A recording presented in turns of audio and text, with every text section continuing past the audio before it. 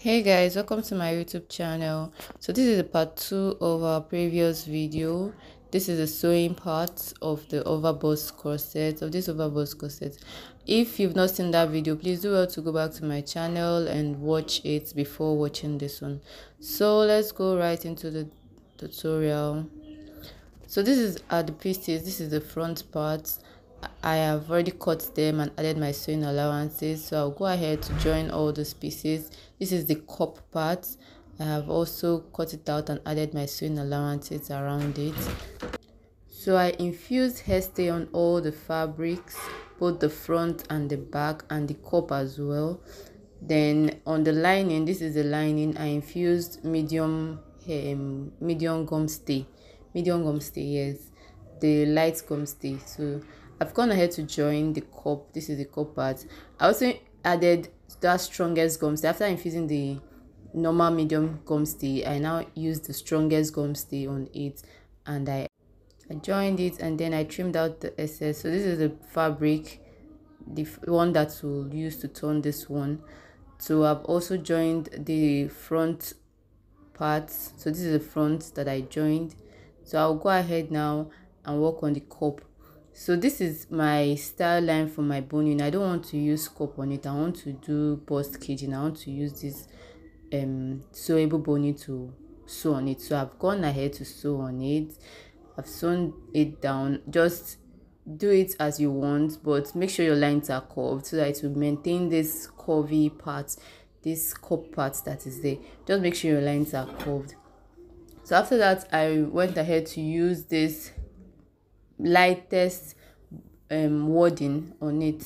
I used the lightest wording on it, and then I'll go ahead and press it down and trim it out. So this is the front part. I just want to impute my boning channels. So I've cut out strips of fabrics that I'm going to use to do the boning channels. The boning channels is on the main fabric. So I've drawn out the lines I want the boning channels to be, and this is a strip that I have already cut out that I'm going to use to do this boning channel. So I'm going to do a technique that I normally use for adding boning channels in front. So this is a strip, and this strip is measured 2 inches. It's 2 inches. Let me just measure. So this is 2 inches, and I cut a very long one, so I can use one to make two. So I'll go ahead. I have this rope I use to turn out fabric. It's a cord, they call it cord. So I'll just place the cord, sew it, and then use it to push it out, to turn it out. Just watch as I do. This is the front of the fabric, the front of the doll face I'm using. So I'm just going to stitch it down like this, and then bend it over and sew and sew. But before I go ahead to sew, before I know what to sew, I'll go ahead and measure my boning to know what measurement I'm going to sew. So I'll go ahead and measure the boning I want to use. This is the sewable boning. I'm going to fix it inside. So I'll go ahead and measure it. So this is ½ inch. This is ½ inch. So that ½ inch is what I'm going to use to sew on this doll face, this strip I'm using now. So I'll just go ahead and sew ½ inch with the rope inside. So this is it. I've sewn the ½ inch all the way down, all the way. I'll go ahead and trim off all the excesses, cut them out, and then pull. Go ahead and trim off all this excess, and then I'll try and pull it out. So this is me trimming out all these excesses. It's quite simple, and just watch the video and do a step-by-step follow up. Once you follow up step by step, you will understand what I'm doing. So I'm trimming out all these excesses. Please be careful so I don't cut what you have already sewn. So I'm going to pull the thread like this. I'm going to pull out the thread now. See, I'm putting the top inside, the top part. I'll fix it inside, so I'll be able to pull. When I pull, it will just start pushing out. Then I'll just pull like this. I'll pull it out. So this is what I usually do for all the rope I use, even if I'm using it for tying the corset or doing a strap on my sleeveless tops or gowns. So this is it. I've pulled it out and it's looking all clean and fine. So I'll go ahead and insert my boning inside. I'll insert my boning. This boning, we've already measured the size of it, so I'll make sure I'll fix it inside like this. Yes, I'll fix it, push inside. Just keep pushing because it's going to be very tight, so just keep pushing it inside to the end of the strip. So this is all I'm going to do for all my strips. All the boning channels I'm going to have on my corsets, all the boning channels. It's easier for me to do this than to sew it. I don't know, there are other ways to do it, but this is how I do mine. So this is it. I'm done pushing in the boning. So this is what it looks like. So I'll just go ahead and place it on the boning channels I have already marked. I'll go ahead and place them like this.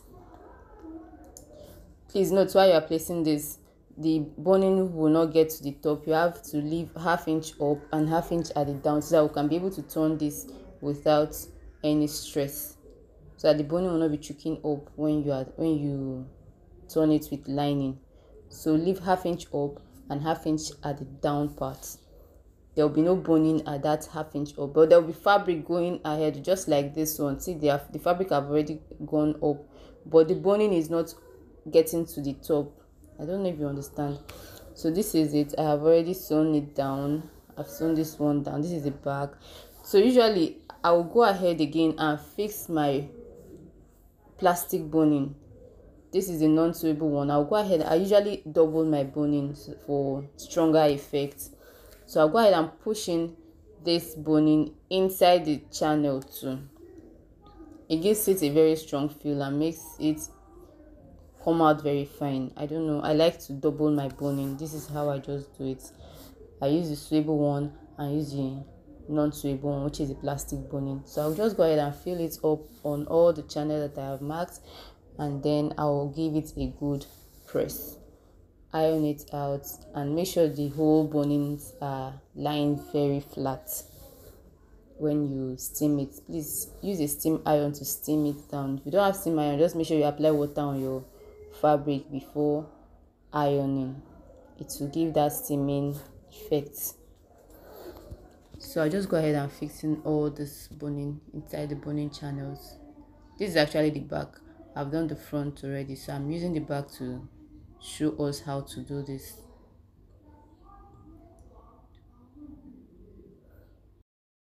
So I'm done fixing the boning for the front and the back.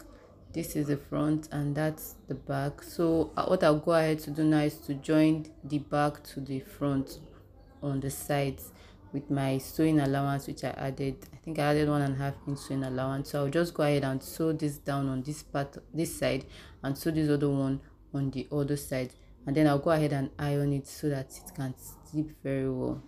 So this is it. It's laying very flat. I've already used my steam iron to iron it out, and it's looking fine. It's looking fine. So I'll go ahead now and turn it with lining. So I've already joined my lining the way I joined my fabric, like this. So I'll go ahead and turn it with lining. Please ignore this center part that doesn't have interfacing. I could not find one I ironed before, so I just used another one like that. So I'll go ahead and join the sides, join the top, join and the down. I used ½ inch to turn all the sides. So this is a cup. I've ironed my wording on it and I've trimmed it out. This method is called fleshing. You can add more to it. You can use fiber if you know how to use fiber on it. So you can use fiber today, but this is just for a tutorial purpose, so I just wanted to use that. So I'll go ahead and turn this also, the fabric and the lining. I'll turn the top and turn the sides, and I'll pull it out from the down. So this is the corset itself, and I've already finished turning the sides, the down. I joined everything with ½ inch. So I usually put boning on the back for the back casing to stay very firm. So I sewed this my sewable boning on that part, and I'm going to pull it out like this. So I'm pulling it out from the lining. I left an opening in the lining, so I'm pulling it out from that point. I'll just go ahead and pull it out and then give it a good press. Pulling it all out like this. So I'll go ahead and iron it very well so that we'll see what it looks like and how good it is.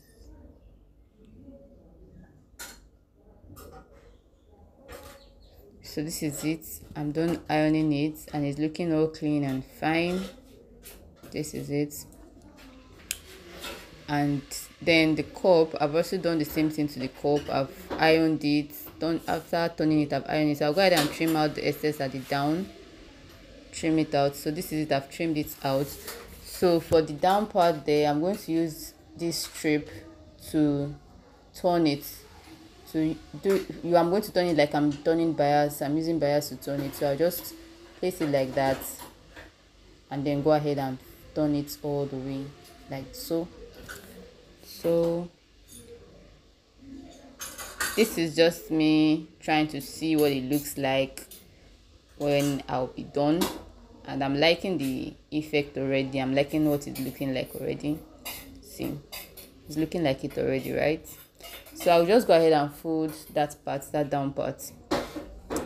So see, the cup is looking all fine, all clean. Even though this bust is bust 32, was still having the depth, the cup having this depth in it already. So if you do it properly, you have it like this.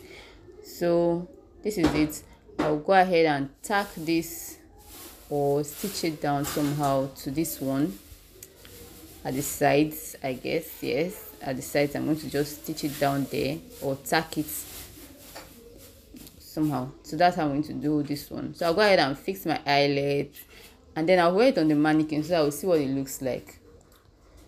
So this is it on the mannequin and it's looking all fine, all clean.